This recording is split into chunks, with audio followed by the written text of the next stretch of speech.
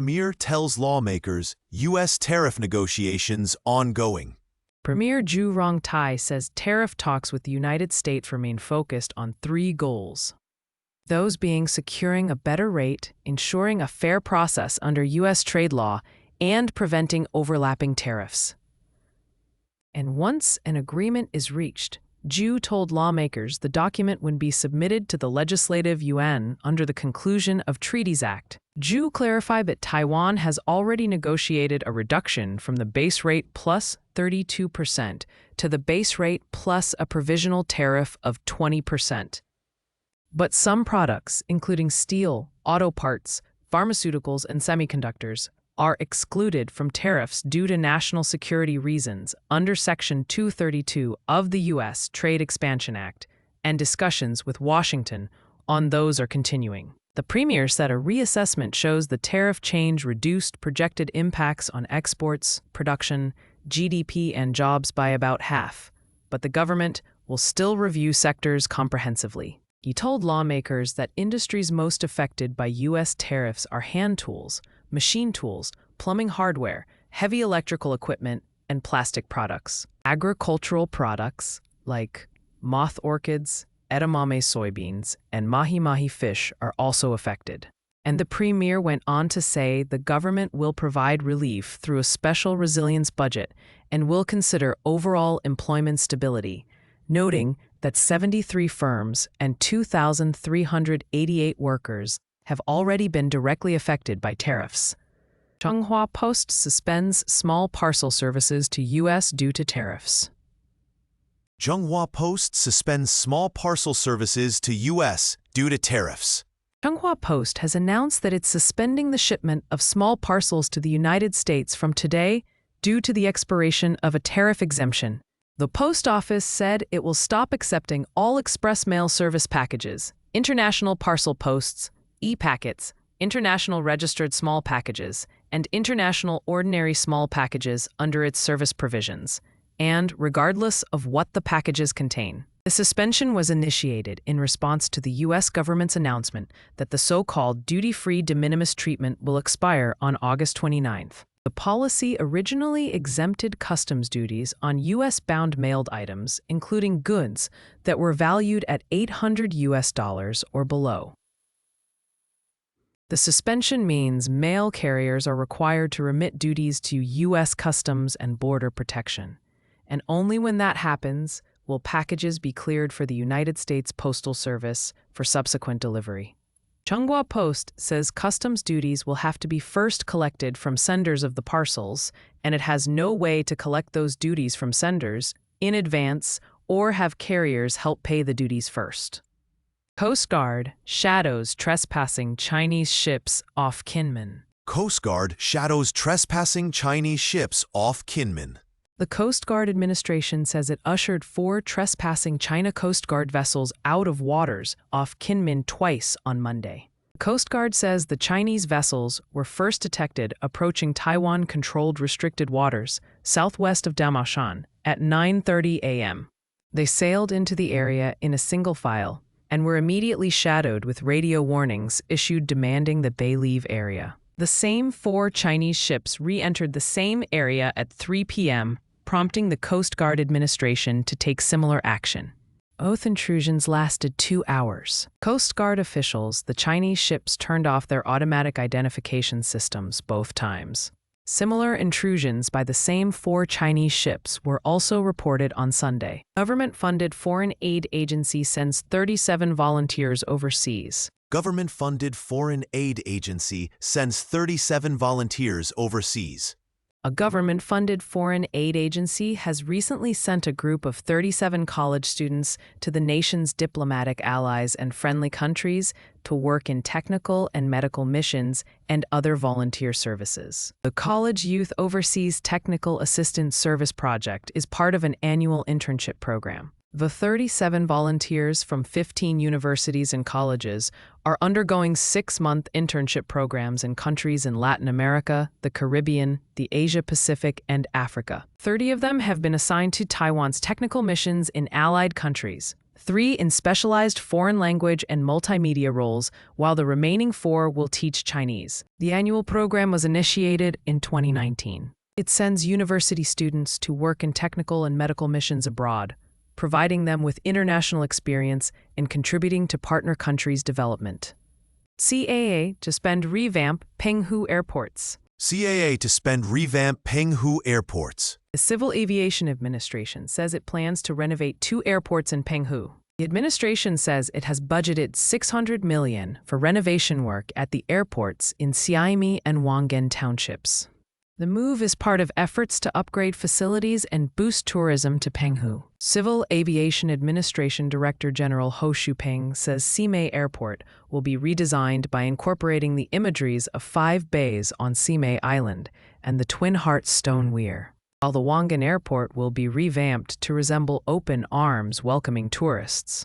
Renovation work at the 2 airports is expected to take 2 years. NIA deports Japanese national over pro-China rhetoric in video. NIA deports Japanese national over pro-China rhetoric in video. The National Immigration Agency has deported a Japanese social media influencer for making a TikTok video in which he said that Taiwan belongs to China. The video in question was uploaded to TikTok last Friday by that content creator who called himself Ira Tadami. Todomi and another social media influencer, a 42-year-old man who called himself Hiroyuki Tanaka, displayed Chinese flag at the famous Ximending Rainbow Crosswalk in Taipei and said Taiwan belongs to China. The NIA said the video violated Item 13 of Article 18 of the Immigration Act. That act states that a foreign national can be banned entering Taiwan if he or she is believed to endanger national interests, public security, public order, or the good customs of the state. And while the immigration agency has failed to cite specifically how the video met those thresholds, but it says the comments on the video by the 2 individuals were deemed inappropriate. Taiwan's outlaw doctor, actress Suri Lin, win at Global OTT Awards. Taiwan's outlaw doctor, actress Suri Lin, win at Global OTT Awards. And Taiwan crime drama The Outlaw Doctor has won the Best Asian Contents Award at the Global OTT Awards in Busan. It's the first time a Taiwanese production had won the honor since the awards were launched in 2019. Producer Tang Shengrong said he was especially moved when several jurors told him they enjoyed the series, and it showed he was right to set the story against the backdrop of cross-border crime, which resonated with audiences worldwide. Actress Suri Lin was also named Best New Actress at the awards. Lin was recognized for her role in Netflix's Born for the Spotlight, in which she played Shi Ai-ma, an actress discovered by her agent, Miss Chubby, portrayed by Chung Hin-Zinling. Chung presented the award to Lin at the ceremony. Lin shared the title with South Korean actress Chung Sui-bin, honored for the series' friendly rivalry. The Global OTT Awards celebrate excellence in TV, OTT, and digital content worldwide. French government in danger of being ousted. French government in danger of being ousted. France's minority government looked increasingly likely to be ousted next month. This after 3 main opposition parties said they would not back a confidence vote, which Prime Minister François Bayrou announced for September 8th, over his plans for sweeping budget cuts. The far-right National Rally, the Greens and later the Socialists, on whose vote Bayrou's fate largely lies, said they did not see how they could back him. If he loses the confidence vote in the National Assembly, Bayrou's government will fall. If the government falls, President Emmanuel Macron could name a new prime minister immediately or ask Bayrou to stay on as head of a caretaker government, or he could call a snap election. Macron lost his last prime minister, Michel Barnier, to a no-confidence vote over the budget in late 2024. Typhoon Kajiki latest. Typhoon Kajiki latest.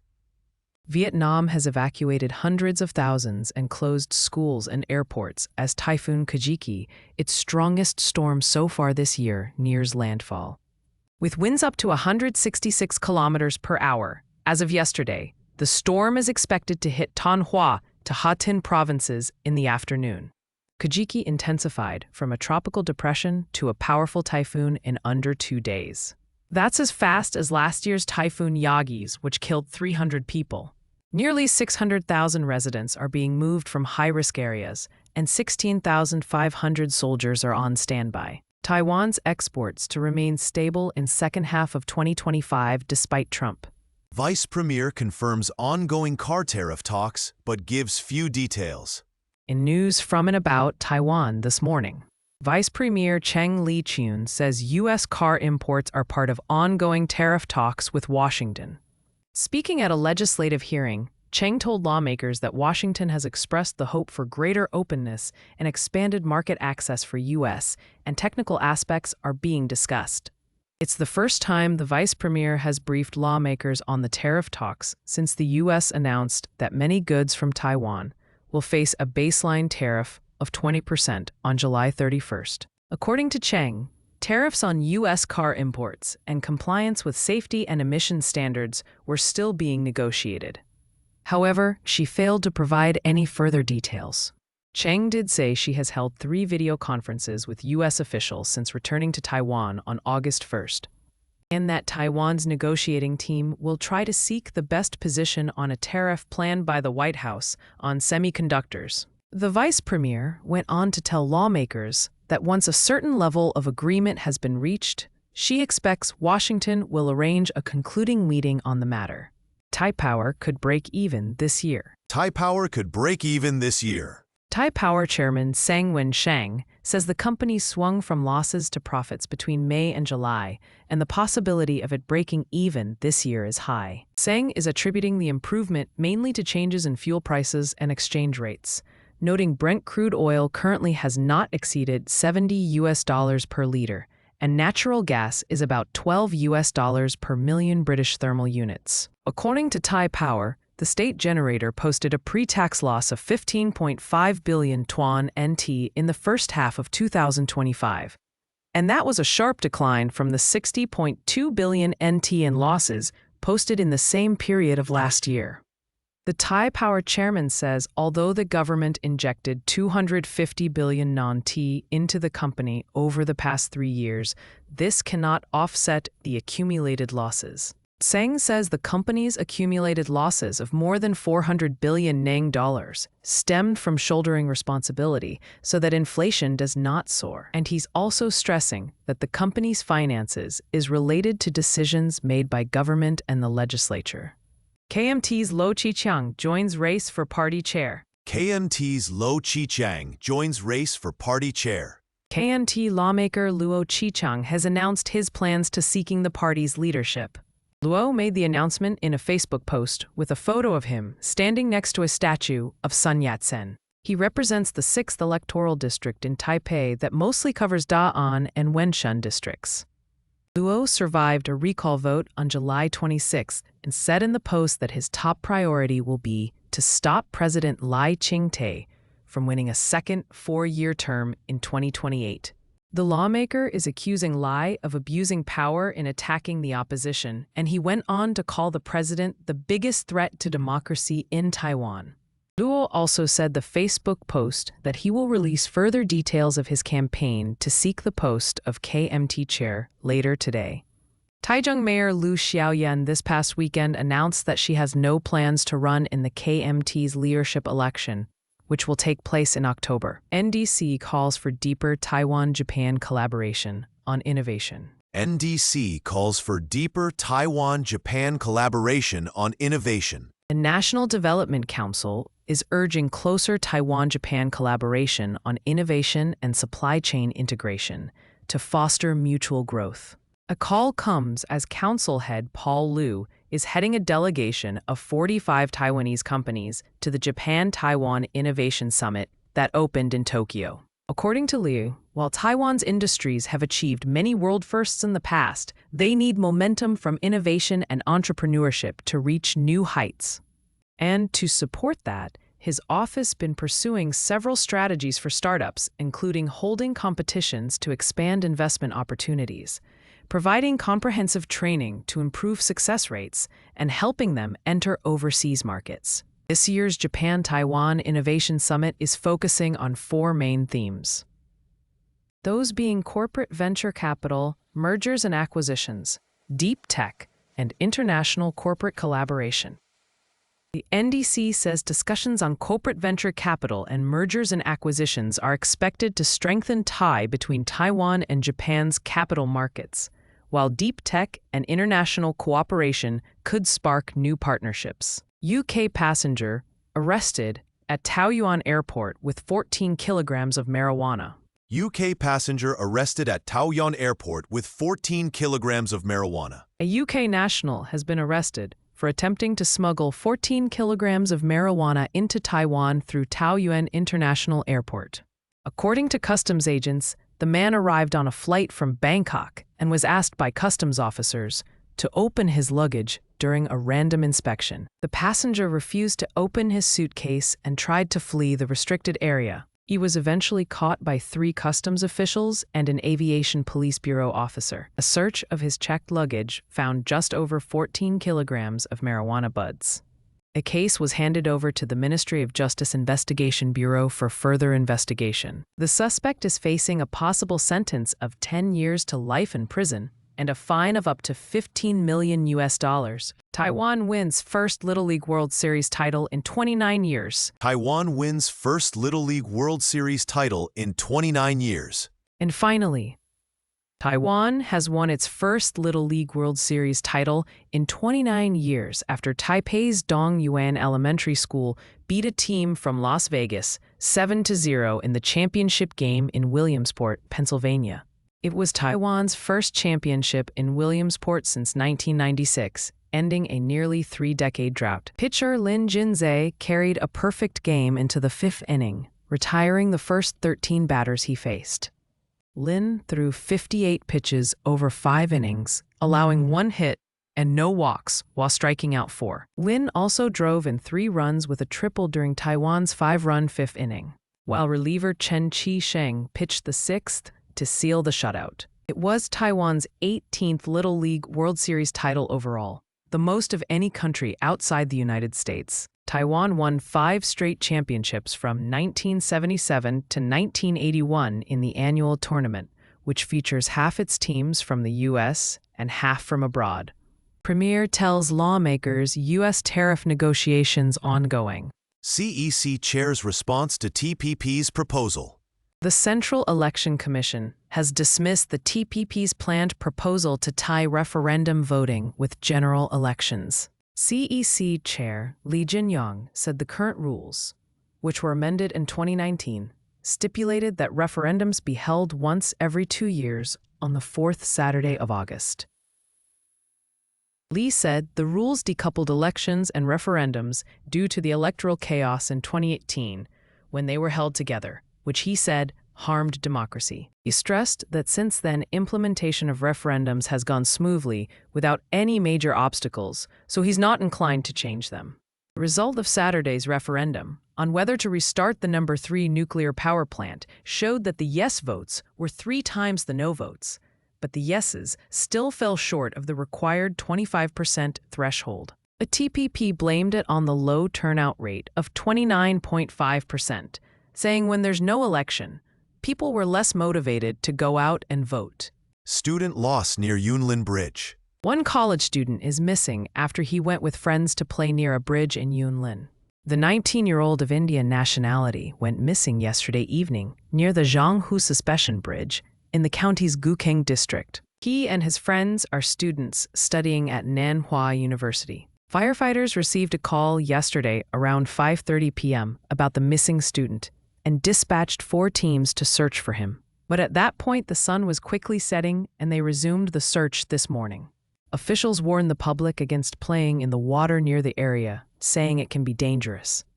Taiwan hosts Asia for Animals Conference. President Lai Ching-te says Taiwan aims to be an animal-friendly country as the island hosts the 14th Annual Asia for Animals Conference. Speaking at the opening ceremony in Taipei today, Lai says Taiwan's love of peace also extends to its animal protection efforts for pets, wildlife, and strays, showing care and respect for all life.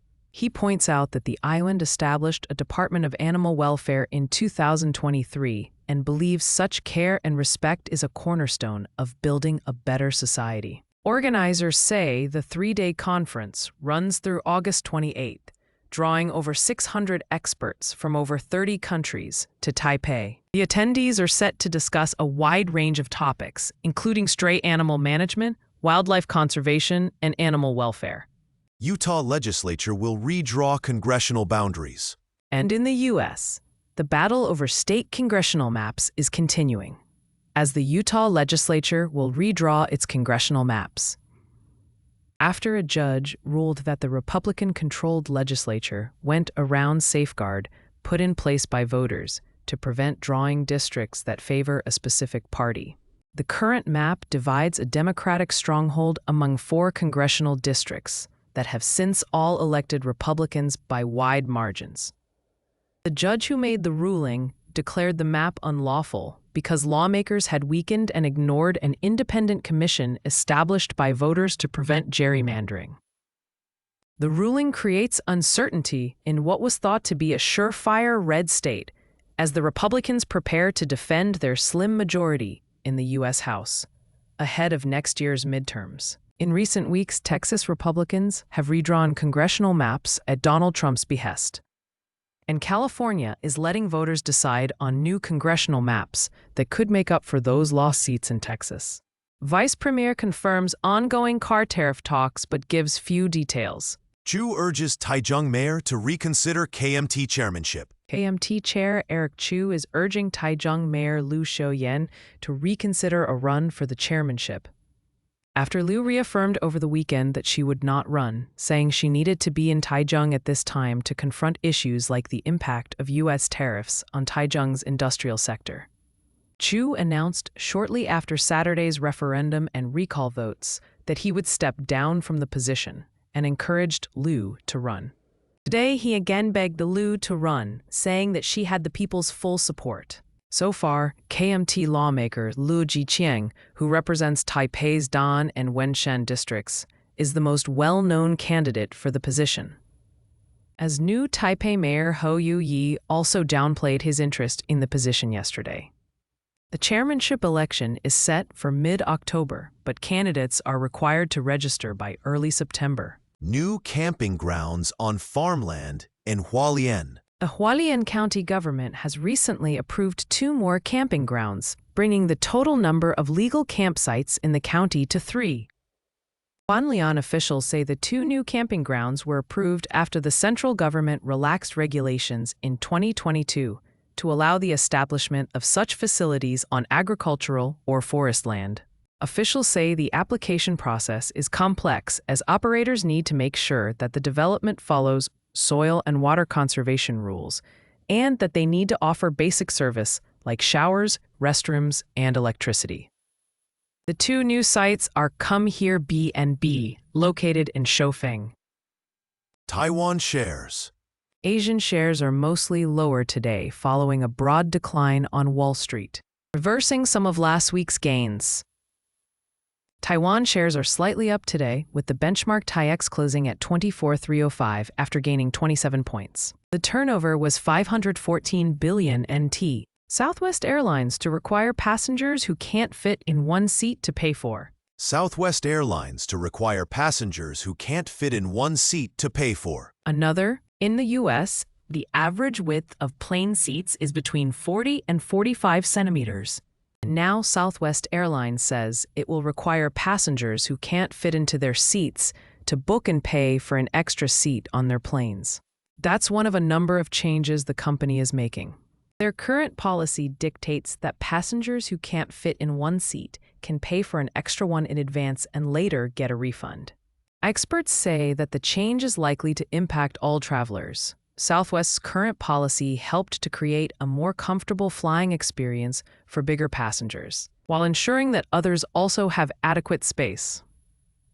CEC chair's response to TPP's proposal. Luo Jiqiang on KMT chairmanship goals. KMT lawmaker Liu Jiqiang says if he becomes the KMT chairman, he aims to recruit Taichung Mayor Liu Xiaoyan to run for president within 3 months of next year's local elections. Among his other goals for the position, he also said that he would unite with the TPP in the 2026 local and 2028 presidential elections. Luo announced his bid for the party chair's office yesterday. He said the new chair's #1 mission would be to prevent President Lai Ching-te from getting another term in 2028. To achieve that, Luo said Mayor Liu must be the sole presidential candidate from the opposition camp, noting that the KMT's defeats in 2016, 2020, and 2024 showed they cannot win without rallying behind a single contender. He emphasized that he would step down as chairman after the 2026 elections and support Liu for the KMT chair, so that she can unite the party's resources with her presidential campaign team. Old homes dominate Taiwan's housing market. Old homes are increasingly dominating Taiwan's housing market, with properties over 40 years old making up over 30% of all transactions in the first quarter of this year. The average age of homes sold nationwide hit a record 31 years. According to China Trust Real Estate, Taipei recorded the highest share, with almost 56% of transactions involving older homes. Followed by New Taipei and Tainan, both at over 30%. Analysts cite affordability, prime urban locations, and investment opportunities from urban renewal programs as key drivers behind the trend. However, experts warn that aging infrastructure, water leakage, and earthquake safety are major risks with older homes. Financing can also be difficult, with banks lowering appraisals and offering shorter loan terms. They also point out that not every property is suitable for redevelopment, as resident disagreements often delay projects. Venice Film Festival. In entertainment news, Hollywood's biggest stars are heading to Venice, Italy for the 82nd Venice Film Festival. This prestigious international event, second only to Cannes, kicks off on Wednesday and runs through September 6th. Julia Roberts, George Clooney, Emma Stone, and Dwayne Johnson are among the stars expected to attend. Netflix is back in full force with major films in the main competition, including Guillermo del Toro's Frankenstein. Yorgos Lanthimos also returns to the Lido with Bugonia starring Emma Stone. Venice has become a key player in the Oscar race, hosting premieres that often lead to Academy Award nominations and wins. The award winners will be announced on September 6. Chu urges Taichung mayor to reconsider KMT chairmanship. Ke Jianming in hot water amidst DPP internal reshuffling. DPP Legislative Caucus Whip Ke Jianming is fighting off criticism from the pan-Green camp following the failure of the Great Recall movement. Several top DPP legislative leaders have announced their resignation since the second round of recall votes concluded Saturday, including Legislative Caucus Secretary General Wu Siyao. The chair of the New Power Party, Wang Wanyu, is calling for Ke to step down, saying that Ke's resignation is crucial for the DPP to go forward. She added that the recall movement shows that there is widespread dissatisfaction with the Blue camp's actions in the legislature. But its failure represents hesitancy to hand the legislature over to the DPP. NPP chair emphasized that the DPP has lost its ability to have dialogue with the opposition, and to change that, Ke needs to leave. Ke, meanwhile, said that outsiders should not interfere in the DPP's internal politics.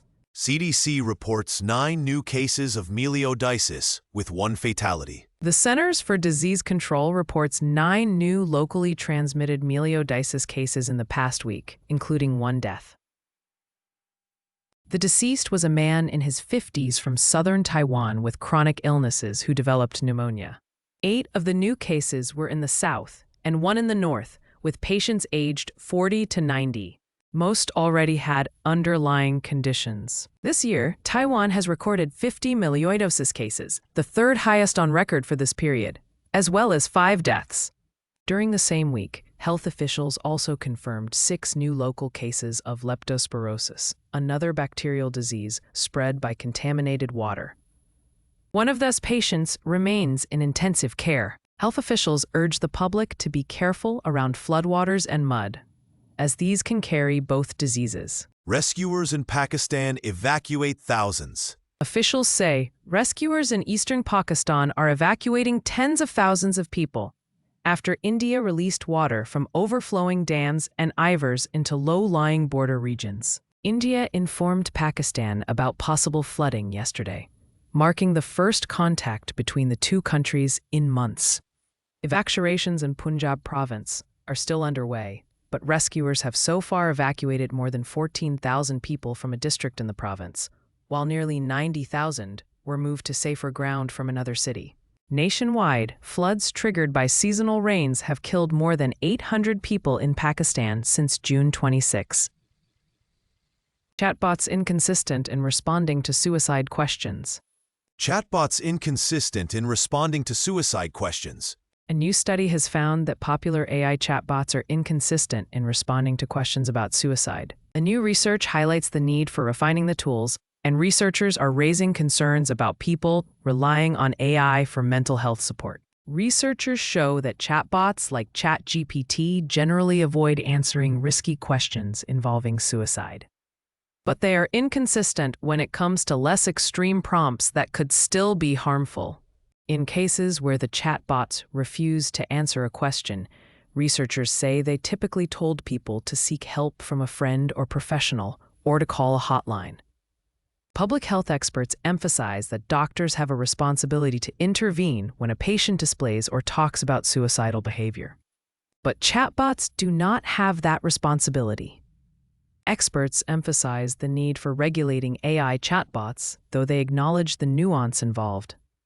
Luo Zhiqiang on KMT chairmanship goals. Moem Vlach's plan to monitor pollution in industrial zones. Greenpeace says over 9 million people in Taiwan live within 5 kilometers of petrochemical plants and face high risks of air pollution exposure.